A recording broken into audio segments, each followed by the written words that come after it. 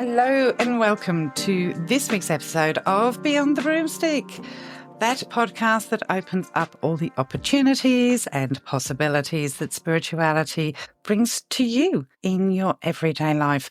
Welcome. If we have not met before, my name is Matilda. I am a professional psychic medium based here in Australia with well over 20 years experience as both a medium and a psychic advisor. In today's episode, we are going to be talking about energy thieves. They are here, they are there, they are everywhere. How to recognize them, how to put a stop to it, and how to protect your own energy. I'm also going to be talking about dating using your self-concept and empowerment to help you.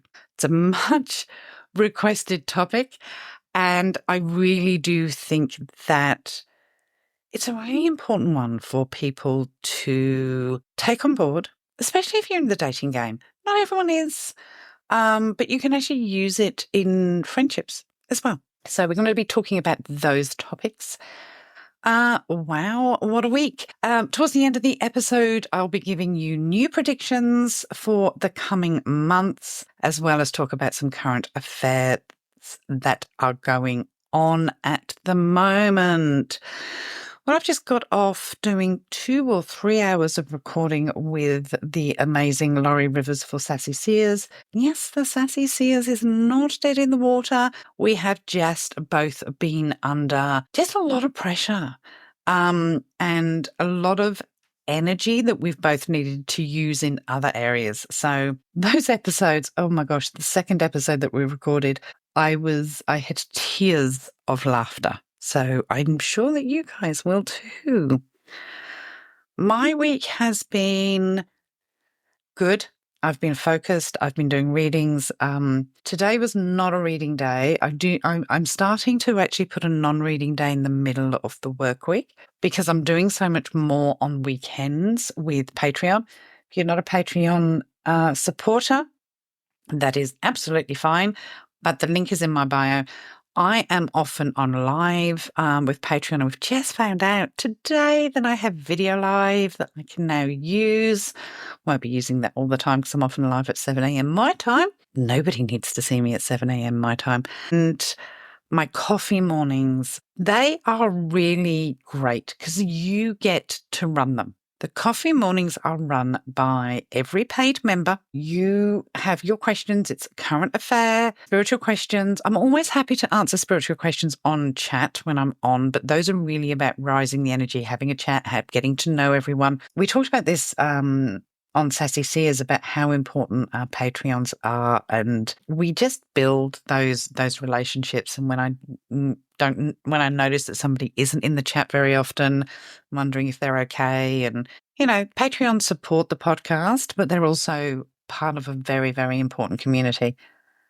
And so I do answer a lot of spiritual questions, or happy to answer spiritual questions during a live, but the coffee mornings are when I will be tuned in, be happy to answer current affair questions. Oh, I've just hit my microphone. It keeps attacking me. Can't help it.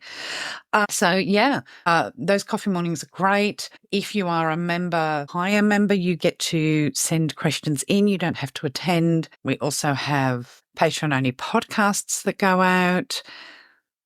It really is about you guys. I have so I've got a couple of readings tomorrow, which is Thursday. And for the next 10 days, I am actually on non-reading work, which is all about creating all the stuff I wanted to do earlier in the year, and then Buff got sick and my time was very limited.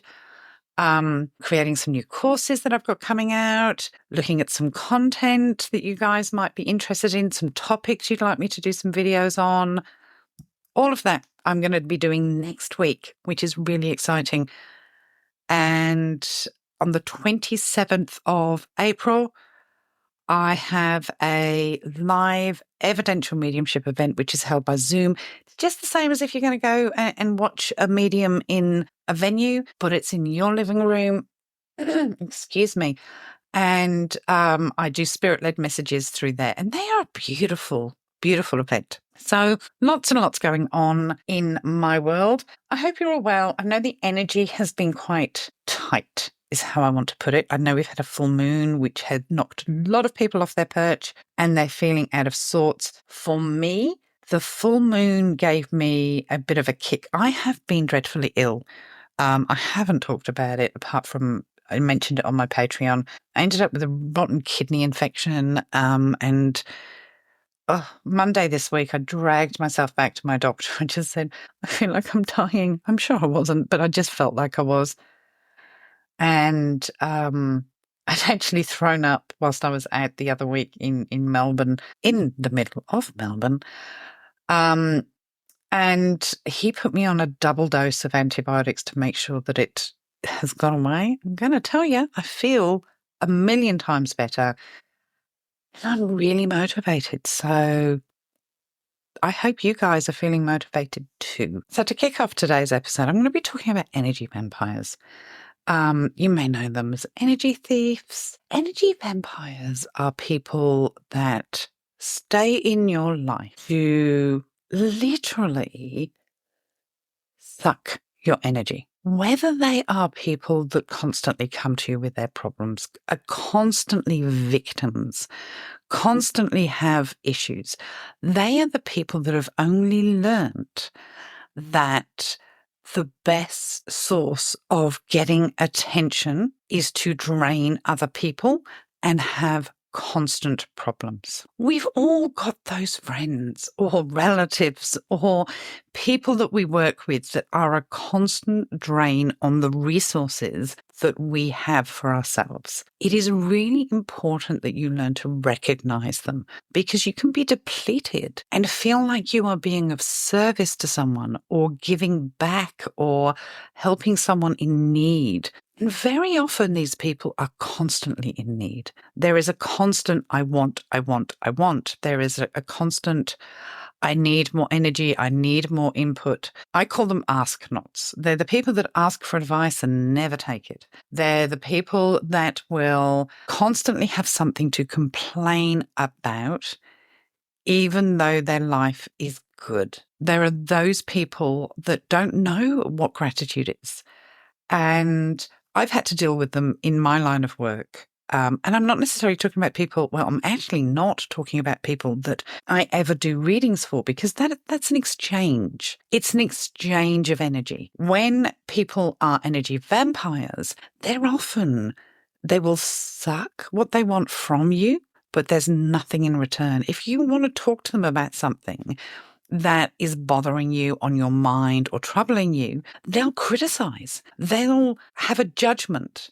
They will ignore or not want to hear it and make you feel small for talking about what you need to talk about. I have let go of several friends during my life that have done this. Doing what I do, I will have people that will want to befriend me because of what I do and who I am.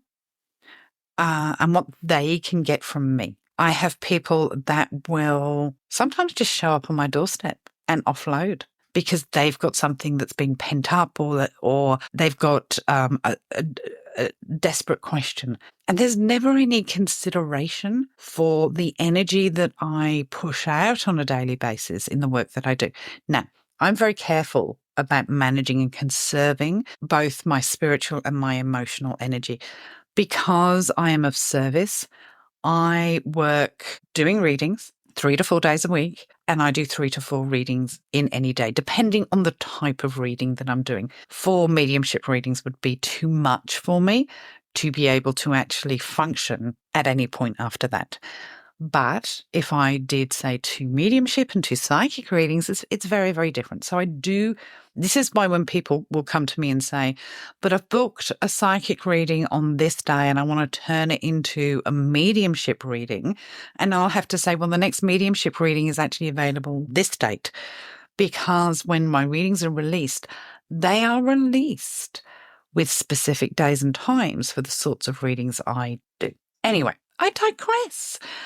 I had to let go of a friend, and I use the word loosely because I feel like I was befriended for what they could get out of me. They befriended me on social media. They have their own following, and they asked me for a reading, which I did for them. And then came the phone calls every single fucking day after I had just finished work. So often I finish work about 3 o'clock in the afternoon because I've been reading, from mid-morning through. And by that time, I just want to eat. I'm hungry and I want to sit down and I want to eat and I want to not think about anything. The phone would frigging ring and it would be, what do you think about this? What do you think about that? Do you think this should be done? What's your insight? What's spirit telling you? I so at times wanted to say, fuck off. Would you like to come and sing at the next event that I have for free? So I had to literally cut that person off. When I had an issue, or I was struggling with something, it was full on criticism. Why'd you let that bother you? I don't know why you're worrying about that because that person's this or that person's that. They never, ever took on board anything that was worrying me. And I just had to go, that is not a friend. That is a vampire. And had to let them go. The same will happen to many of you. You might have a friend, a colleague, a sister-in-law, a sister. It could be anyone that thrives on drama and thrives on getting the attention that the drama creates. There's a couple of different types of energy vampires. There's the victim. Some people enjoy being the victim and are always ready with a new sob story about a perceived slight. They are innocent, but the whole world is always against them. And they tend to complain often and loudly about their problems. They are the people that you want to avoid. I cannot abide a victim. Everybody has a sob story of some sort.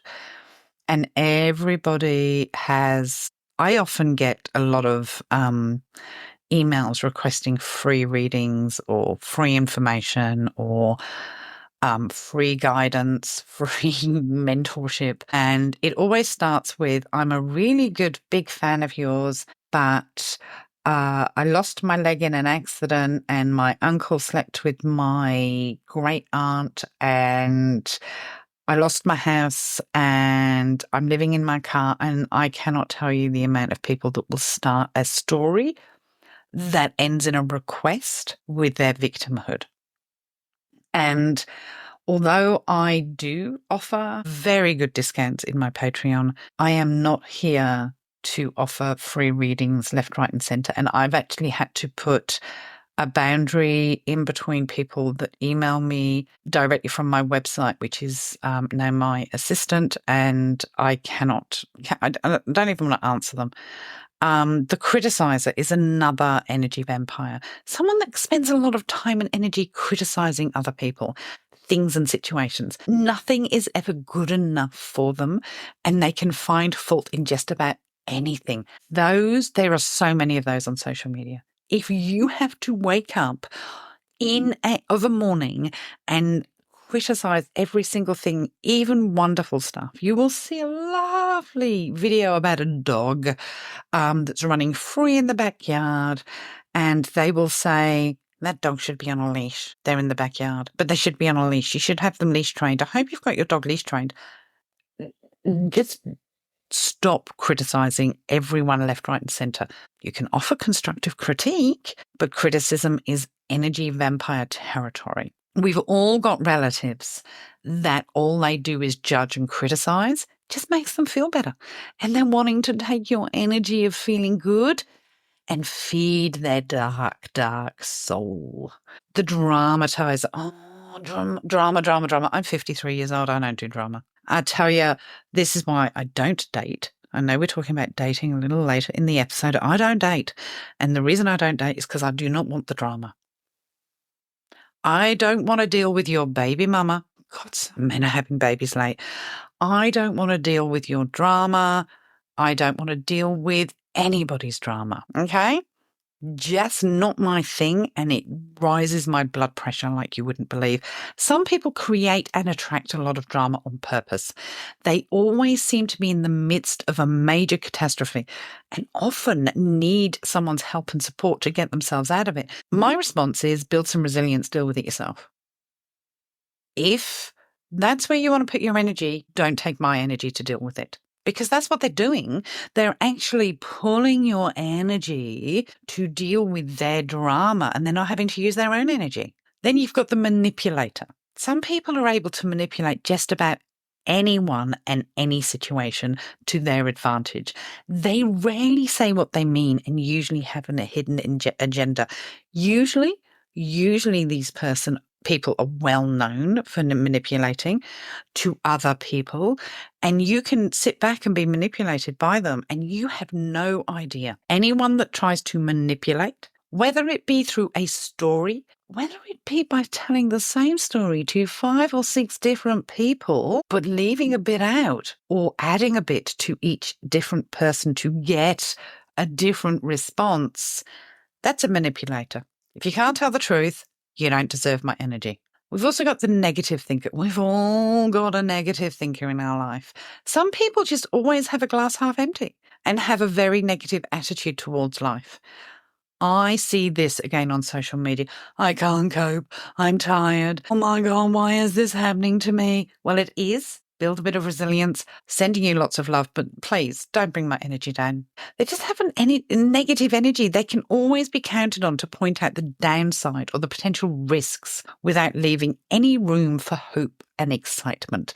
Can we just all have a little bit of hope right now instead of sitting in the woe is me, I'm so sad? They're also energy vampires. Then we have the person that blames everyone. And some people, you have to understand that there's a list here. Some people tick all the boxes. If you've got a friend, a colleague, someone you work with, someone you live with, somebody you are related to that ticks all these boxes, block their number now. Because some people are quick to place blame on others.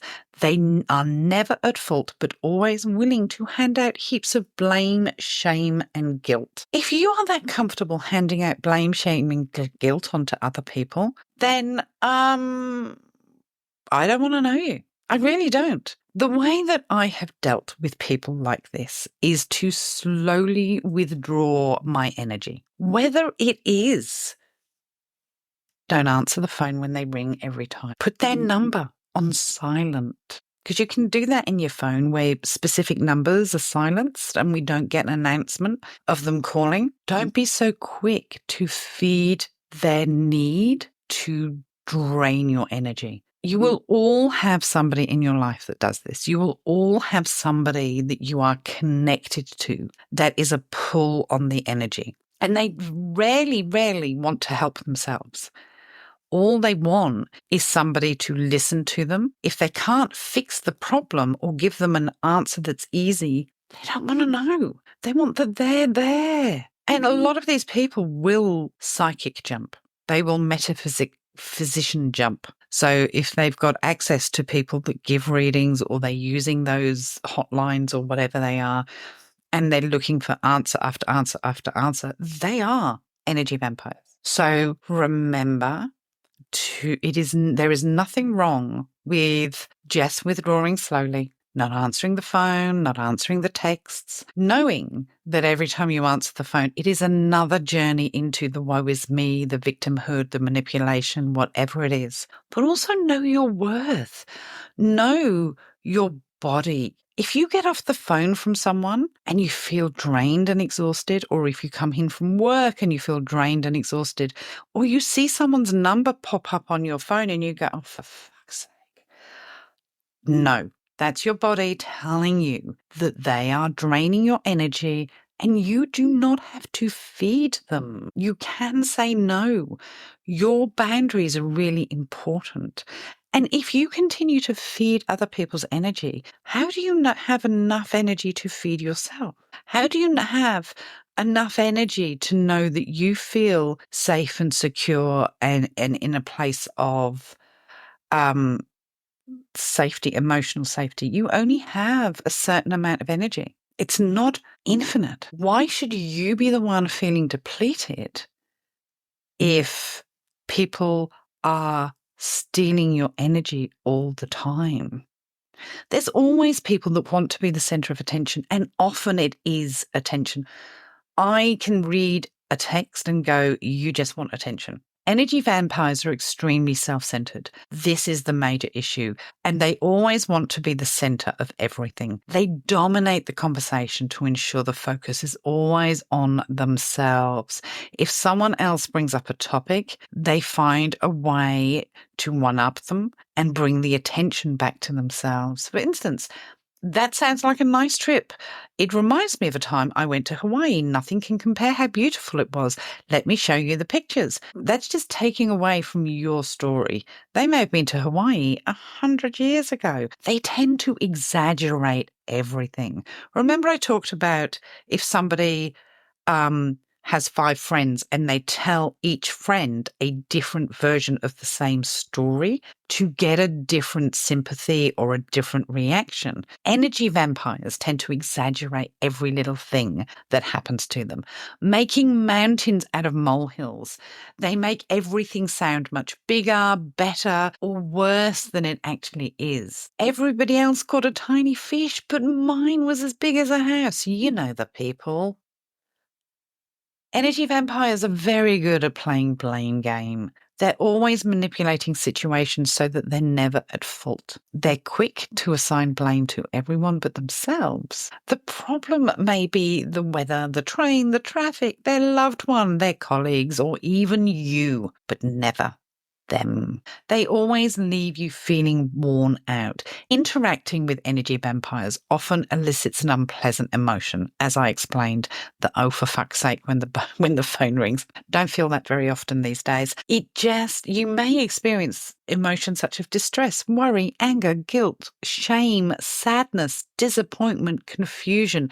These are all negative emotions. Things like this can actually contribute to mental health conditions such as depression, anxiety, and stress.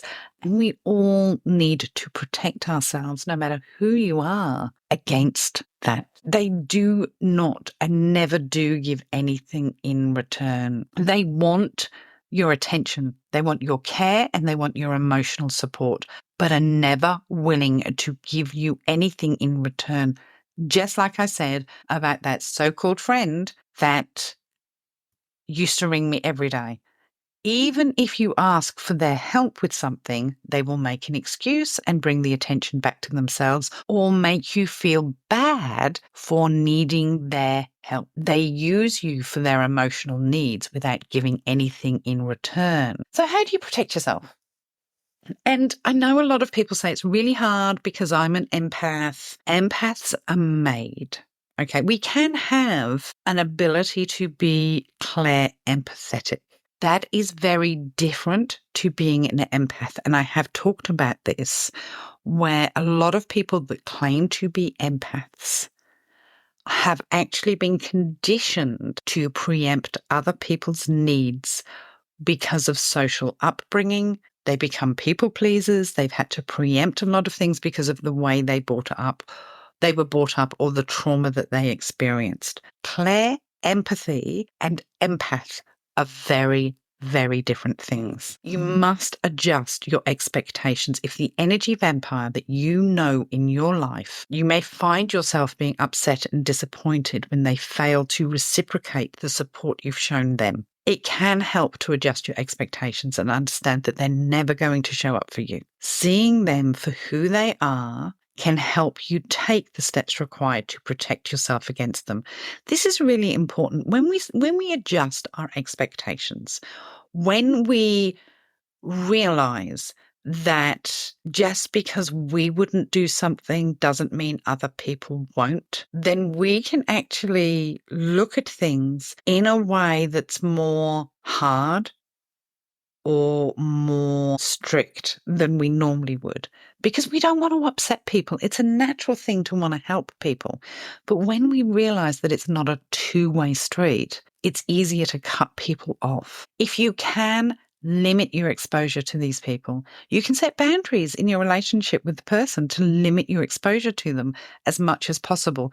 For instance, if they're a colleague, you may have no choice but to work with them, but you can avoid eating lunch or getting coffee with. It is sometimes really interesting when we do remove our energy and remove the constant access to us, how they learn to shift their energy to the next person that's going to give them what they need. Protect your emotional energy at all time. Energy vampires feed off your emotional energy. If you do happen to interact with them, try to avoid giving them the reaction they want to their dramatic statements and complaints.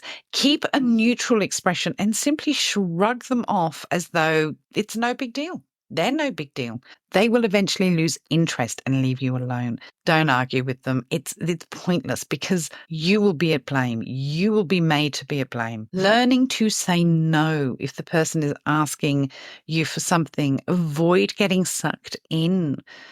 Their vortex is going to just keep you coming back and back and back for more. And last, you can actually cut people off. If somebody is taking from you and not helping you, then you're going to run out. It's like a bank system, okay? You can take out as much as you want, but eventually the bank is going to run dry.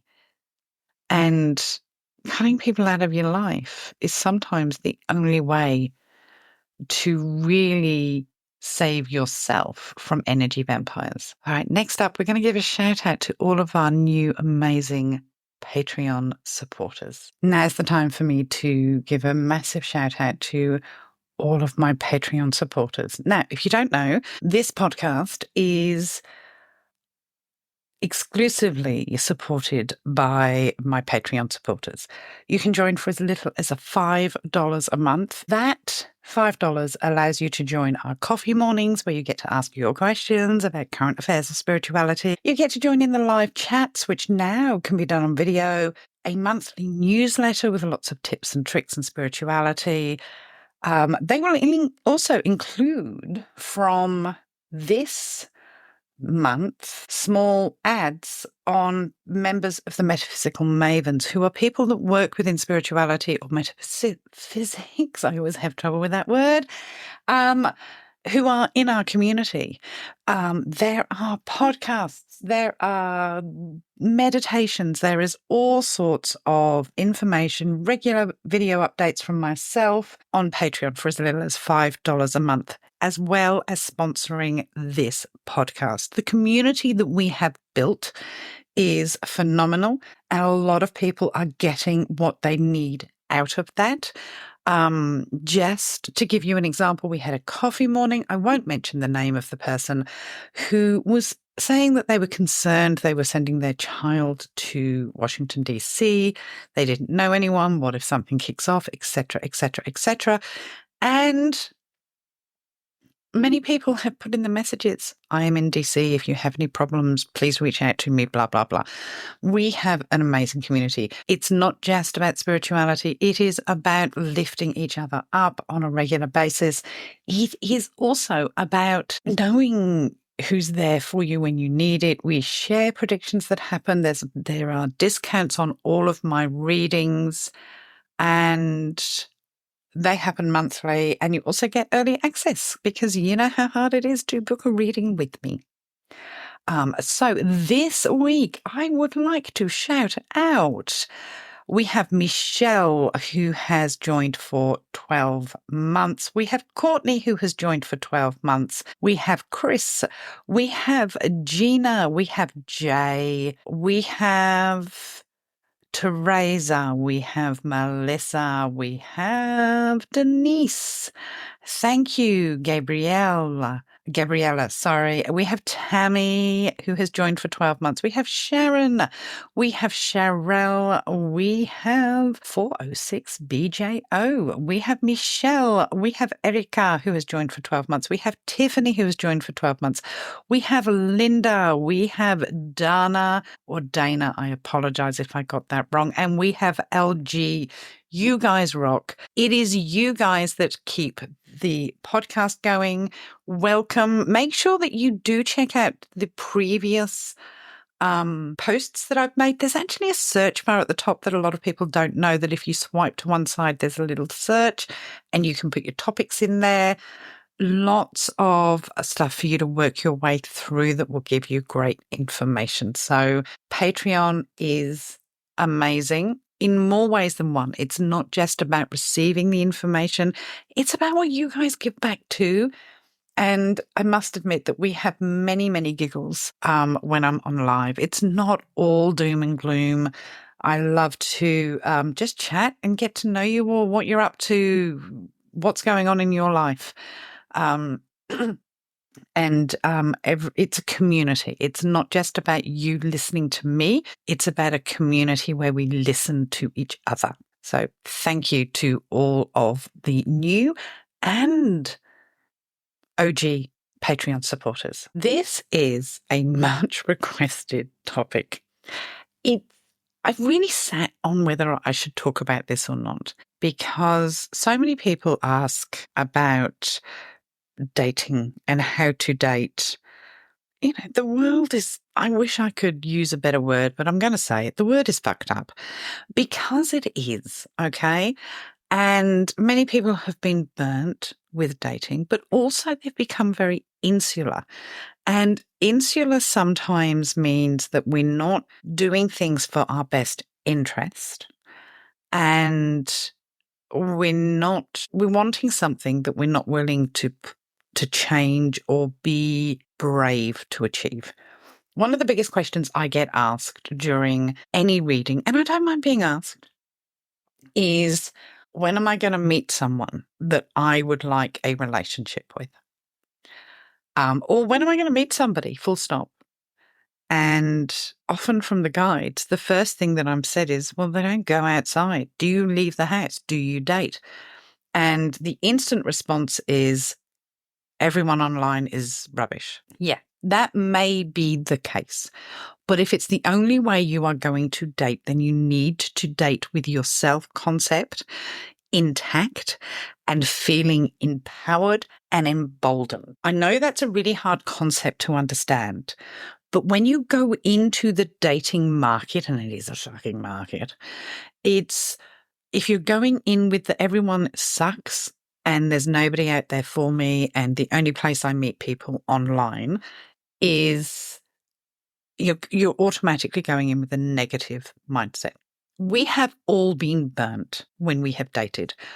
I don't listen to my guides. I don't take any notice of my guidance when I date.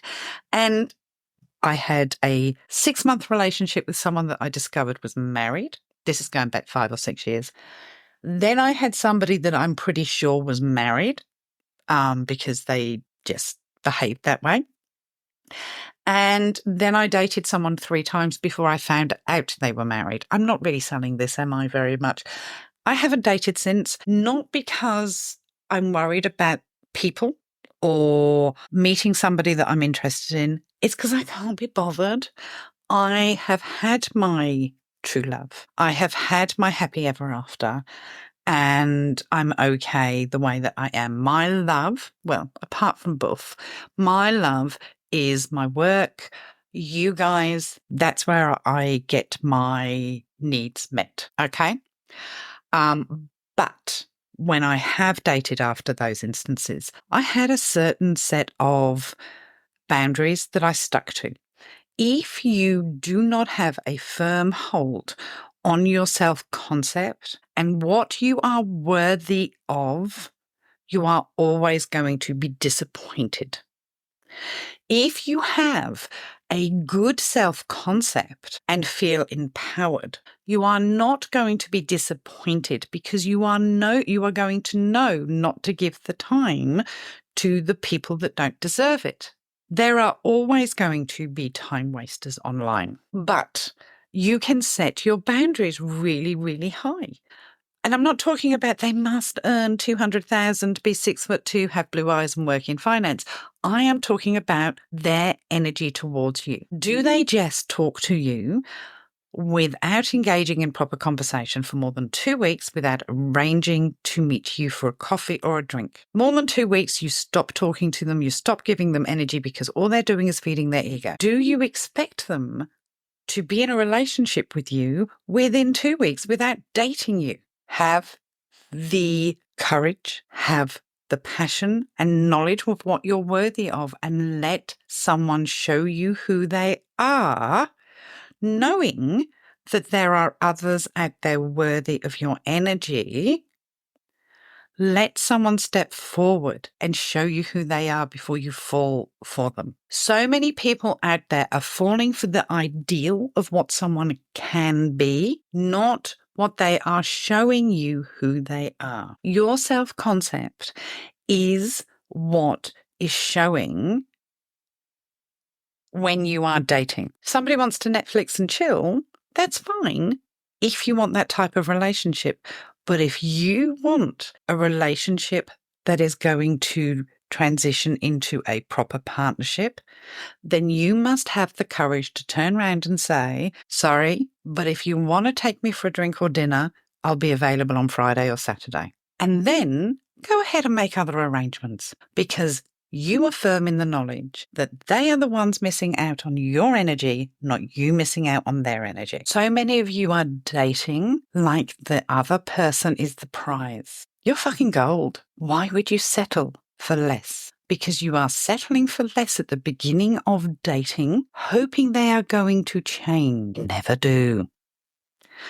Let them show you who they are before you get attached to what they could be. Date multiple people. There is nothing wrong with wasting time having a coffee with 2, 3, 4 people.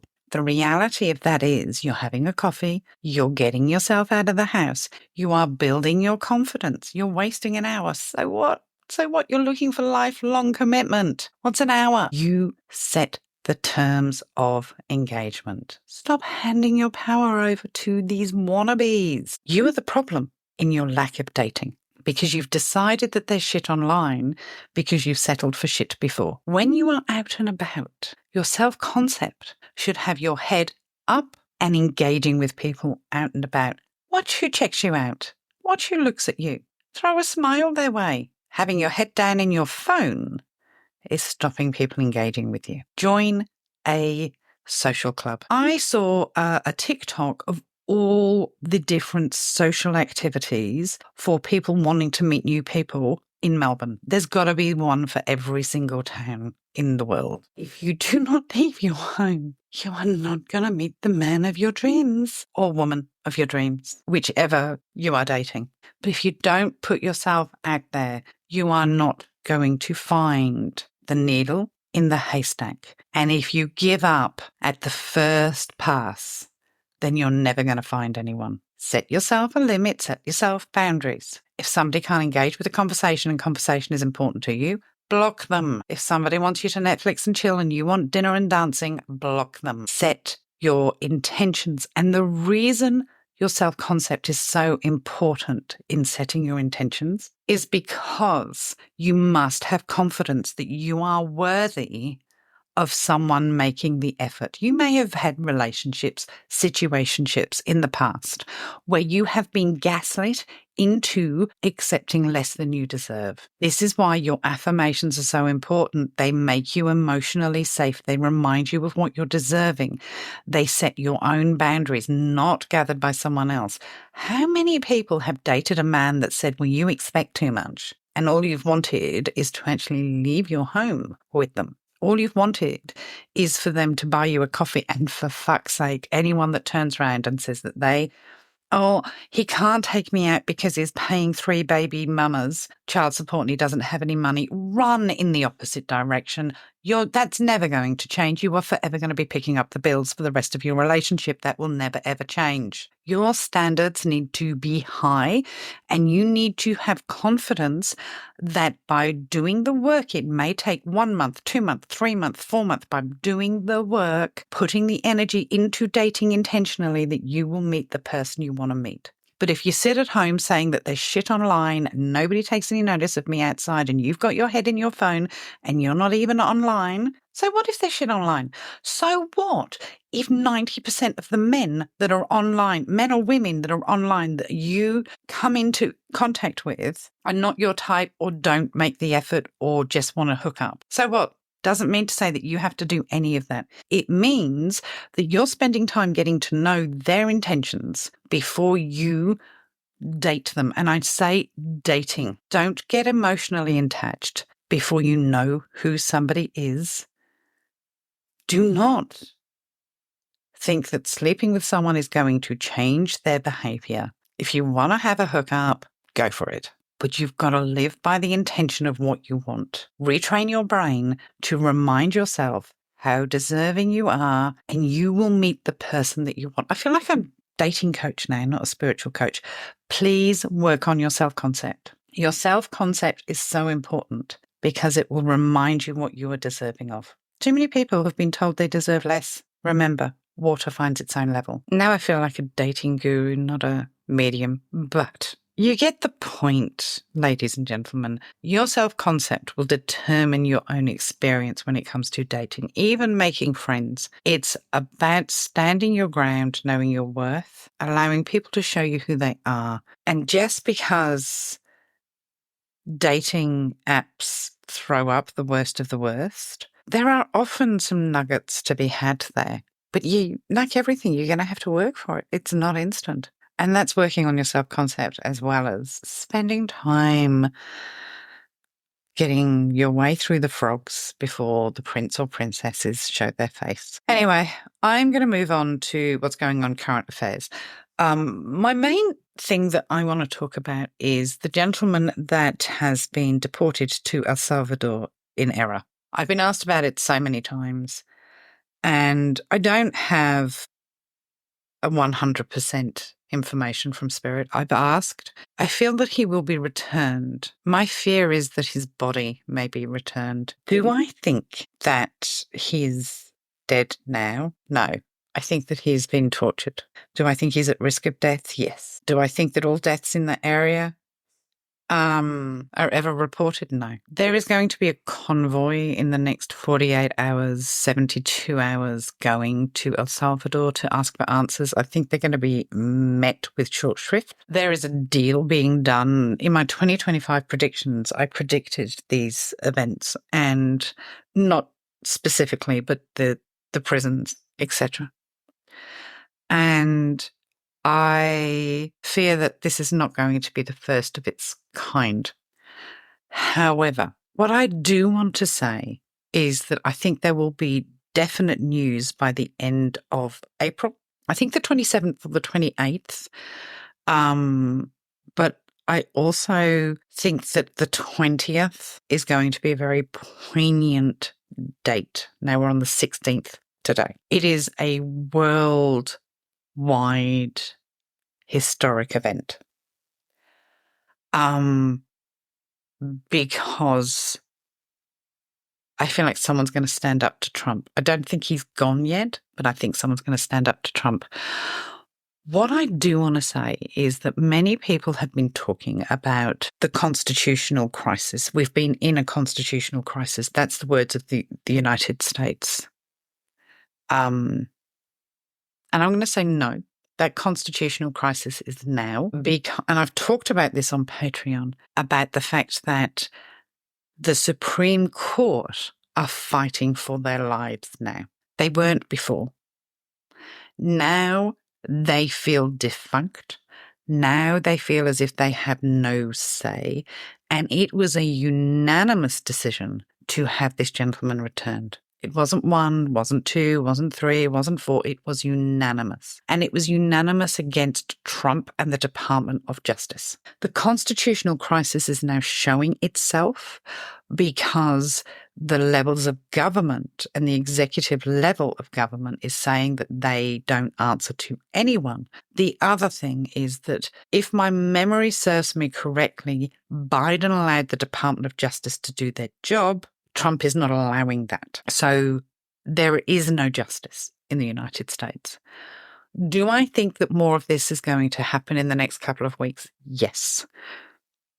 Do I think it's going to push some things forward? Also, yes. And this is where the constitutional crisis comes in. I have been asked many times, is martial law going to be announced? And my answer to that is what is being shown as martial law to many people is probably not martial law. It feels as if there is a military presence that is there to, in effect, help people, but there may be a feeling of martial law around it. Martial law is set by the president. A military presence is set by those in charge of the military. And that is all I'm going to talk about, that. But there will be a change during the latter part of April and May. Is Trump going? Eventually. I've never, ever, ever set a timing on it because I feel pushed and pushed and pushed by people. And the holding on to, I need this now, I need this now, I need this now, just means that you are not learning the resilience or the lesson or the reasons for this happening. My first statement when Trump was elected, no, he was never elected. When Trump bought his presidency, was to say they're going to give him enough rope. That rope is coming close to being enough. Is it immediate? No. Is there going to be a change right now? No. Is the next 2 weeks going to be historical? Abso-fucking-lutely. If you are a member of my Patreon, you will know that I have been warning about this period in time since the beginning of the year. I was due to fly into Los Angeles Monday, and I cancelled my flights. I was going to be there for just 2.5 weeks to attend events. I cancelled the last week of January, first week of February, because I did not feel that this was going to end well. World events, seismic activity picks up. That earthquake that I have been seeing moving its way around into the South Pacific is slowly doing so. Those in Southern California, I hope you're all okay. I know that you had a bit of a shocker this week. Expect another one within the next couple of weeks that will be up a notch. I'm not seeing mass destruction, but I am seeing a bigger quake. I also feel like the South Pacific is going to get hit. There's going to be news coming out of Antarctica about a large piece of an iceberg or ice breaking, pulling away, something that's been there for a gazillion years. Be aware of that. United Kingdom. I'm not getting a lot for the United Kingdom at the moment. I feel like it's treading water, and I've made a lot of predictions regarding things that I'm still waiting for those to come in. I'm going to say massive news coming from Buckingham Palace within May. One of the royal children going to have either hospital visit or an accident. Now, when I say royal children, I don't just mean the Wales's children. There are various other grandchildren, great nieces, nephews, etc. And I also feel that there is something in the water, something to do with an offshore oil rig in the UK. Australia, we're in the middle of election season. I stand by a coalition government being voted in because nobody knows what they want. And it's like the votes are spread so thin that it's going to be really hard to elect a prime minister with a majority government. Because they're both as wet as each other as far as I'm concerned. And I get to say that because I live here. All right, my loves, I am going to leave it there for today. I've nagged you enough. I've given you enough information to make you sit up and either really like me or really dislike me today. I apologise. No, I don't make any apologies. You know that. I will catch you on Patreon during the next couple of days. So the 27th of April, which I think is, I don't know if it's a Saturday or a Sunday or what day of the week it is. I'd have to check my calendar. I have a large evidential mediumship group that is live. It's over Zoom. It doesn't matter where you are in the world. You can attend a very small $50 because it's a large evidential mediumship group. You get to watch me work spirit-led readings as you would have in a theatre. If you went to see a medium do a show, spirit will lead the where I need to go. And I usually do around 8 or 9 readings in an hour and a half, 2 hours. But we get to talk about spirituality. We get to talk about the afterlife. I get to answer some of your questions. And they're really nice groups that bring a lot of peace to a lot of people. So, link in my show notes for that. I also want to give a heads up that I have just released a handful of family readings. They're usually on weekends. You can book 2, 3, 4, 5 family members. Anything bigger than that, please contact my assistant, and she will let you know about the availability for those. But I am now hosting family reading groups. You can find those on my website. Any problems, send me an email. There's only probably about 4 or 5 a month released, but a lot of families really love them. And I did one of the most beautiful readings that I have ever done yesterday for 2 gentlemen. Not my usual audience. Their sister had booked the reading, and there was so much love in that room. And it was just amazing because I got to talk about the afterlife, things that they had never really thought about. Got to answer questions for them, and it was phenomenal. So if you are that sister and you listen to my podcast, thank you for giving me that experience. It was phenomenal. All right, then. I am going to go and cook my dinner because it's late here, and I will catch you next week. Thank you for joining me today. Lots of love to everyone, and have a wonderful Easter if you celebrate. In Australia, we actually get 4 days off. We then go back to work for 3 days, and we get another 3 days off because we are full of public holidays and we get paid for our time off. Well, I don't because I work for you guys. But if you are working and you are in Australia, it is public holiday season. I hope you are making the most of it and having a wonderful time. All right, my loves, have an amazing week. Thank you for joining me. Lots of love. Bye.